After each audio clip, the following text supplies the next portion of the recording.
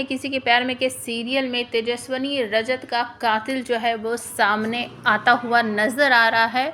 तो आने वाले एपिसोड बहुत ही कमाल के होने वाले हैं और जासूसी से भरे होने वाले हैं, क्योंकि नील और सभी जो है अब धीरे धीरे करके एक एक क्लू जोड़ते हुए कातिल के करीब पहुंचने वाली है। क्योंकि तेजस्विनी का इस बेरहमी से खून जो हुआ है उस पर बिल्कुल भी यकीन नहीं कर पा रहा है नील। तो नील मिल चुका है सई से, सई के साथ उसका एक छोटा सा बॉन्ड जो है वो बन चुका है। सई जब भी नील को देखती है तो उसे अपने पापा रजत की याद आती है और रात को वो सोने की कोशिश कर रही है लेकिन उसे नींद नहीं आ रही है, तो उसे अपने पुकी अंकल की याद आती है, मतलब कि नील की याद आती है और वो तुरंत ही कॉल लगा देती है नील के पास और गाना सुनाने के लिए कहती है। नील दूसरी तरफ सो रहा होता है और कहता है कौन है, कौन हो, किसने फ़ोन किया है। तो जब वो कहती है कि पुकी अंकल मैं बोल रही हूँ, तब नील को समझ आता है कि ये तो सही है। कहता है बेटा तुम सोई नहीं अभी तक, क्या कर रही हो, सो जाओ। तब सही कहती है कि अंकल मुझे नींद नहीं आ रही, आप मुझे गाना सुनाओ ना, आप मुझे गाना सुनाओ। नील कहता है बेटा गाना रात को कौन सुनाता है, कि नहीं मुझे गाना सुनना है अंकल। पुकी अंकल आपको पता है जब मुझे नींद नहीं आती थी और मैं अपने पापा को आज ना बहुत ज़्यादा मिस कर रही हूँ, तो मेरे पापा ना मुझे गाना सुनाते थे, आप भी सुनाओ ना प्लीज़। तो नील बेचारा क्या करता, तो अपना गिटार उठाता है और एक प्यारा सा गाना तेजस्विनी की याद में वो गाने लगता है। और तभी आपको देखने को मिलेगा कि नील के छोटे काका जो हैं वो अचानक से रूम में आते हैं आवाज़ सुनते हुए नील की, कितनी रात को नील गाना कैसे गा रहा है।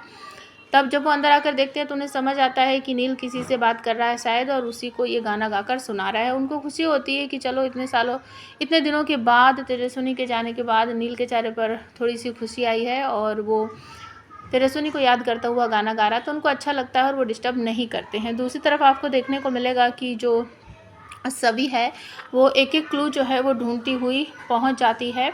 उसे ऐसा लगता है कि अब मेरी कोई हेल्प करने वाला नहीं है, रजत के अकाउंट में, मेरे अकाउंट में इतने पैसे है ही नहीं कि हम रिद्धि की फ़ीस जमा कर सके। तो वो जो बिज़नेस पार्टनर है रजत का उसके पास पहुंच जाती है श्रीकांत, तो वहां जाकर उनसे हेल्प मांगने की कोशिश करती है और वो हेल्प करते भी हैं, लेकिन वो कहते हैं कि बस तुम मुझे बैंक अकाउंट या जहाँ भी ट्रांसफ़र करवाने हैं पैसे वो बताओ और मैं अभी कर देता हूँ।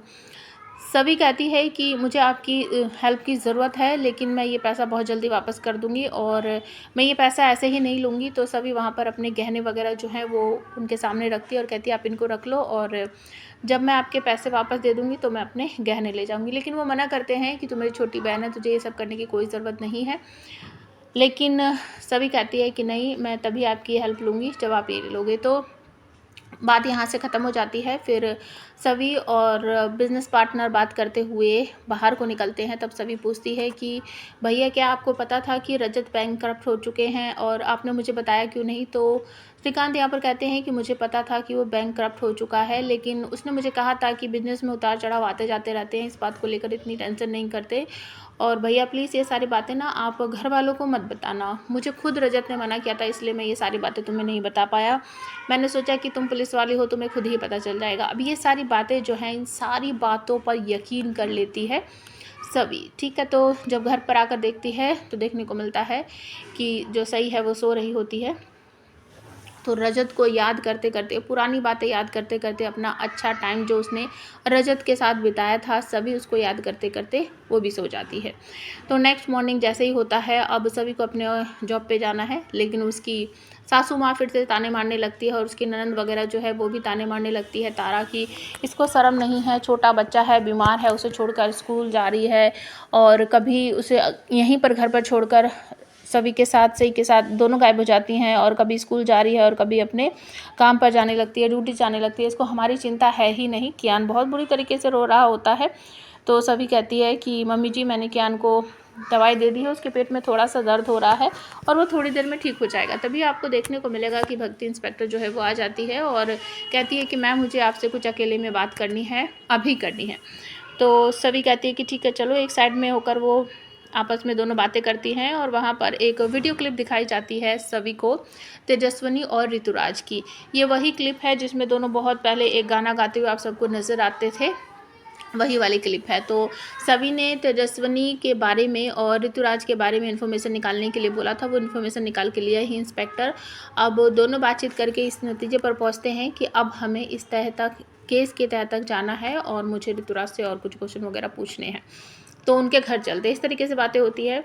लेकिन वहाँ पर कियान और बहुत बुरी तरीके से रोने लगता है। तो सभी की सास उसे डांटते हुए कहती है कि आज मैं तुझे कहीं नहीं जाने दूंगी, कियान की तबीयत ठीक नहीं तो तू इसके साथ ही रहेगी, कियान को छोड़कर मैं नहीं जाने दूंगी। तो सभी पलट कर जवाब देती है, नहीं मम्मी जी, मैं आज कियान को छोड़कर कहीं नहीं जाऊँगी। और एक वो जिसमें बच्चों को डालकर अपनी कमर पर लटका लेते हैं ना, तो इस तरह का एक वो निकाल लेती है अलमारी में से और उसे अपने छाती से लगाकर लपेट कर ले जाती है। यहाँ पर जो सभी है उसकी सास रोकती रहती है, सभी सुन इस तरीके से बोलती रहती है, लेकिन सभी कोई जवाब नहीं देती है और कहती है, मम्मी जी मैं जा रही हूँ अपने कियान को साथ में लेकर। तो आने वाले एपिसोड में आप सबको ये भी देखने को मिलेगा, जो श्रीकांत है रजत का बिजनेस पार्टनर, उसका ना कुछ अलग ही रूप यहाँ पर देखने को मिल रहा है कि वो कुछ गलत कामों में इन्वॉल्व हैं और ऐसा देखने को मिल रहा है।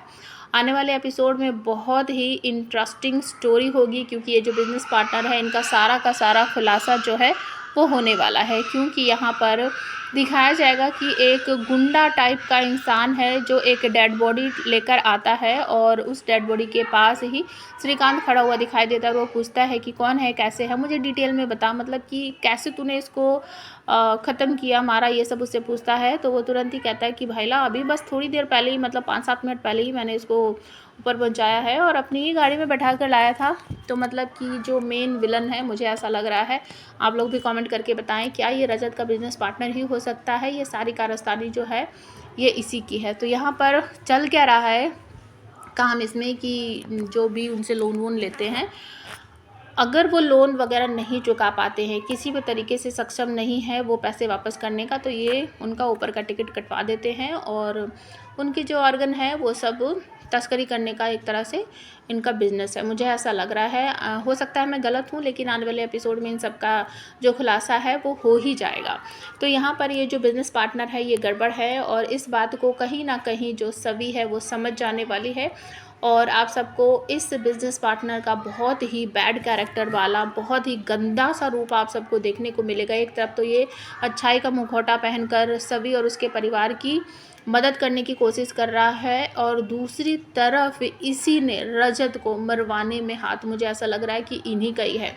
तो आप हमें कमेंट करके बताना कि क्या सवी और नील साथ में मिलकर इस बिज़नेस पार्टनर का खात्मा करेंगे, इसका खुलासा करेंगे। और मुझे ऐसा लग रहा है, मैं काफ़ी बार ये बात बोल चुकी हूँ कि नील के जो सीनियर डॉक्टर है, मुझे ऐसा लग रहा है कि वो भी गड़बड़ है। क्योंकि अगर इस तरह का कोई ऑर्गन तस्करी का कुछ भी हो सकता है तो वो किसी हॉस्पिटल की ही ज़रूरत पड़ेगी, बिना हॉस्पिटल के ये सब कुछ हो ही नहीं सकता। तो मुझे ऐसा लग रहा है कि नील जिस हॉस्पिटल में काम करता है ये सब कुछ वहीं चल रहा है और जो डॉक्टर उसमें इन्वॉल्व है वो नील के जो सीनियर डॉक्टर है वो हो सकते हैं। क्योंकि जब भी नील छानबीन करते हैं, नज़र रखते हैं कि आखिर नील कर क्या रहा है, तो मुझे ये गड़बड़ लग रहे हैं।